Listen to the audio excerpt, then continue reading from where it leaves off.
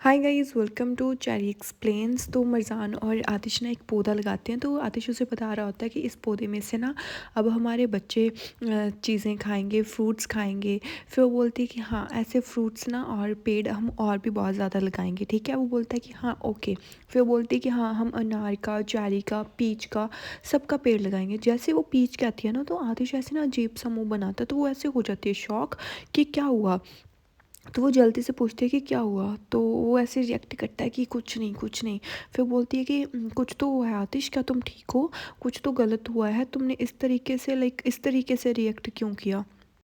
तो आतिश ना फिर उसकी बात ऐसे टाल देता है, बोलता है कि वेदर बहुत ज़्यादा ठंडा हो गया है और हमें ना अंदर चलना चाहिए, यहाँ पर बहुत ज़्यादा ठंड हो गई है। तो वो उसका हाथ पकड़ता है और उसको अंदर लेके जाने की कोशिश करता है, पर मिर्जान वहीं पर रुक जाती है। वो बोलती है कि मेरे को ठंड नहीं लग रही, क्या हुआ है बताओ मुझे, तुम ऐसे रिएक्ट क्यों कर रहे थे? वो बोलती है कि तुम ऐसे मतलब सब्जेक्ट चेंज नहीं कर सकते, बताओ मुझे। और या फिर ये सब इसीलिए हुआ जब मैंने पीच कहा। तो जैसे वो पीच फिर से कहती है ना, तो आतिश फिर से ऐसे रिएक्ट करने लग जाता है और मिर्जान भाई फुल खुश हो जाती है। और वो बोलती है कि वाह आतिश।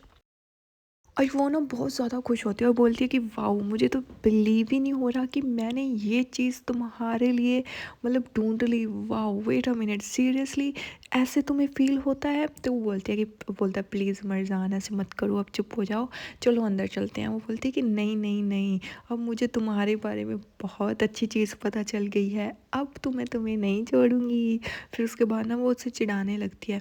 वो बोलती है कि तुम ऐसे बॉल क्यों बन जाते हो जब मैं पीच कहती हूँ। तो वो उसको फिर से ऐसे फील होता है। वो बोलता है कि ओ मरजान, क्यों तुम ये बार बार कह रही हो, क्यों चुप हो जाओ ना। तो वो बोलती है कि नहीं, मैंने तो कुछ भी नहीं कहा। तो फिर वो ऐसे रिएक्ट करती है। फिर वो मतलब वो ऐसे खुद तंग हो रहा होता है।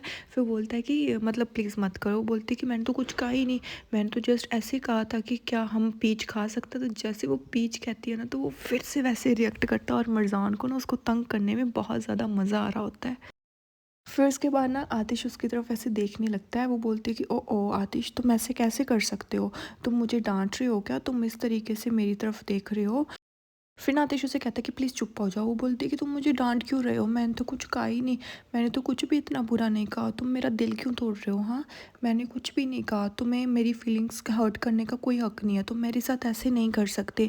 मैंने तो जस्ट पीच ही कहा था। और जैसे वो पीच कहती है ना, तो आतिश फिर से वैसे रिएक्ट करने लगता है और वो मुरजान वहाँ से पीच पीच करती भाग लेती है। और आतिश ना फिर उसको पकड़ने की कोशिश करता है। फिर वो भागती रहती है और ना दूर से चिल्लाती है पीच। तो आतिश आतिश ना मतलब भागता भागता वहीं पर वो ऐसे रिएक्ट करने लग जाता है। आई थिंक ना ये लाइक एलर्जी सिम्टम्स होते हैं, जिसको ऑलरेडी एलर्जी होती है या फिर जिसको कोई चीज़ नहीं पसंद होती, उसका नेम उसके सामने लेते हैं ना, तो वो मतलब ऐसे रिएक्ट करता है। मैं भी करती थी बट अब नहीं करती हूँ।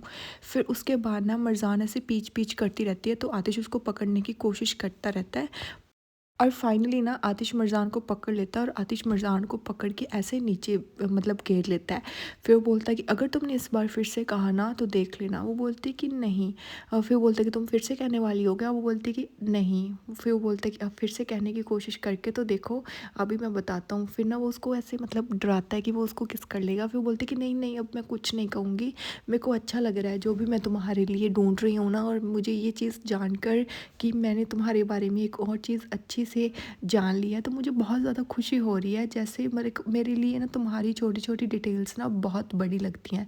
तो आतिश इतना सुनते ही ना वैसे हैप्पी हो जाता है उसकी ये बातें सुनते। फिर बोलती है कि मेरे को मतलब तुम्हारे लिए ये चीज़ें ढूंढना बहुत अच्छा लग रहा है। तो आतिश मतलब स्माइल करता रहता है। तो मरजान का ना वो ऐसे मरजान को पकड़ता है और मरजान के ना लिप्स के पास, बिल्कुल लिप्स के पास आ जाता है। तो जैसे वो उसको मतलब किस करने लगता है ना, तो मरजान बोल देती है पीच और वो बेचारा वहीं पर रह जाता है और वो खुद उठकर वहाँ से भाग जाती है। और आतिश उसका पीछा करता रहता है और वो चिल्लाती रहती है पीच पीच पीच पीच करके, और वो भाग जाता है। फिर हमें सीन दिखाया जाता है जो दीमत है और जो नज़ीर है वो बैठे होते हैं और नज़ीर को ना कॉल आ रही होती है और वो घर के बारे में पूछ रहा होता है कि क्या हुआ। वो बोलता है कि कोई बात नहीं, हमने वो घर खरीद लिया है और अच्छा ऑफ़र मैंने दे दिया था उनको। वो बोलता है कि चलो ठीक है। फिर वो बोलता है कि वैसे तुम उन लोगों को फॉलो करते रहना और कोई भी गड़बड़ नहीं होनी चाहिए और तुम्हारा वर्क बिल्कुल सॉलिड होना चाहिए। समझ में आई तुम्हें मेरी बात? और वहीं पर रहना और कुछ भी मतलब मत करना जब तक मैं तुम्हें नहीं बोलता। वो बोलता है कि चलो ठीक है, ओके। और दीमत ना ऐसी शौक सी होती है कि भाई करना क्या चाहता है, तो वो उसकी तरफ ऐसे देख रही होती है। फिर ना वो बोलता है कि मतलब दीमत जब वो फ़ोन कट कर देता है तो दीमत उससे पूछती है कि क्या हुआ।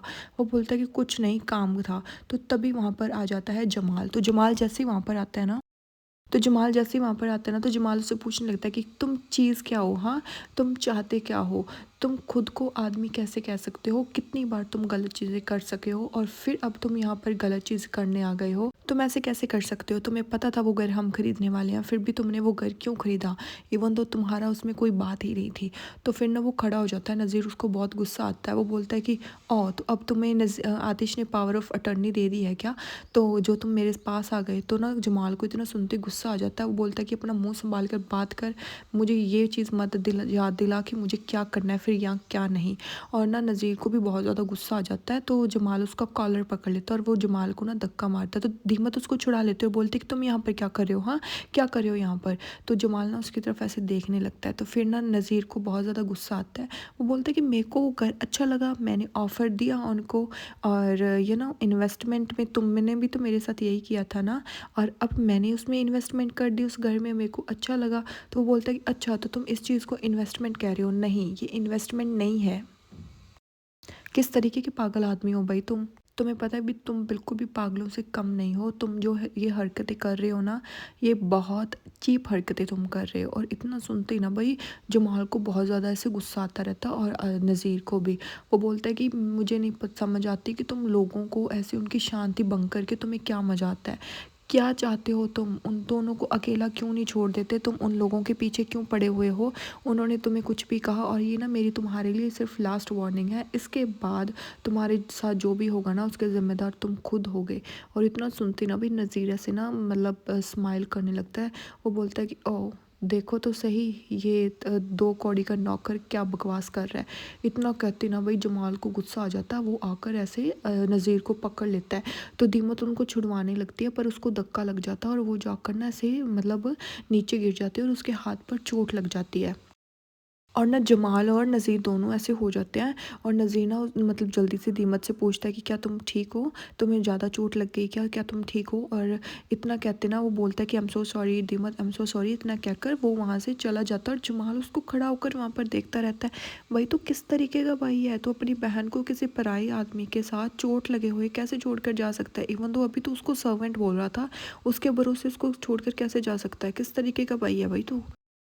फिर ना जमाल वहीं पर खड़ा रहता है और बोलता है कि चलो दीमत हम हॉस्पिटल चलते हैं, और तुम्हें ना मेरे को लगता है कि बहुत ज़्यादा चोट लग गई है, कहीं फ्रैक्चर वगैरह ना हो गया हो, तो तुम चलो। वो बोलती है कि नहीं मैं ठीक हूँ, तुम्हें फ़िक्र करने की ज़रूरत नहीं है। जमाल वो बोलता है कि नहीं, तुम्हें फ़िक्र करने की ज़रूरत है, मुझे फ़िक्र करने की, चलो यहाँ से चलते। वो बोलती है कि कहाँ ना, मैंने मुझे कहीं नहीं जाना और मुझे किसी भी चीज़ की ज़रूरत नहीं है। तो बोलता है कि दीमत देख, वो तुम्हारा भाई है ना, वो कंट्रोल आउट ऑफ कंट्रोल होता जा रहा है, और तुम्हारी आंखों के सामने है कि वो क्या कर रहा है। मतलब वो लोग इसको कुछ कह भी नहीं रहे, फिर भी वो उन लोगों को हर्ट करने की कोशिश कर रहा है, क्यों। फिर ना मतलब दीमत को ऐसे लगता है, वो बोलता है कि बोलती है भी मतलब वो ऐसे जानबूझकर नहीं कर रहा, वो सिर्फ मिर्ज़ान को प्यार करता है, और ये प्यार ही उसको ऐसे गुस्सा दिला रहा है, और वो मतलब ऐसी मिस्टेक्स कर रहा है बार बार। तो जमाल बोलते हैं कि सीरियसली तुम्हें ऐसे लगता है कि दीमत वो ये प्यार के लिए कर रहा है। प्यार ऐसा नहीं होता, ये तुम्हारा ब्रदर है ना, वो प्यार में नहीं है, वो पागलों वाली हरकत कर रहा है, और वो बिल्कुल भी असली से कम नहीं है। मैं तुम्हें बता रहा हूँ, ये चीज़ें ना उसके लिए भी हेल्दी नहीं है, हमारे लिए भी हेल्दी नहीं है, और ना ही किसी और के लिए हेल्दी है। तुम्हें तुम्हारे भाई की थोड़ी केयर करनी चाहिए, उसको पागल खाने छोड़ाओ। और तुम्हारा भाई बिल्कुल भी असली से कम नहीं है, ये असली और ये दोनों दोनों सेम है।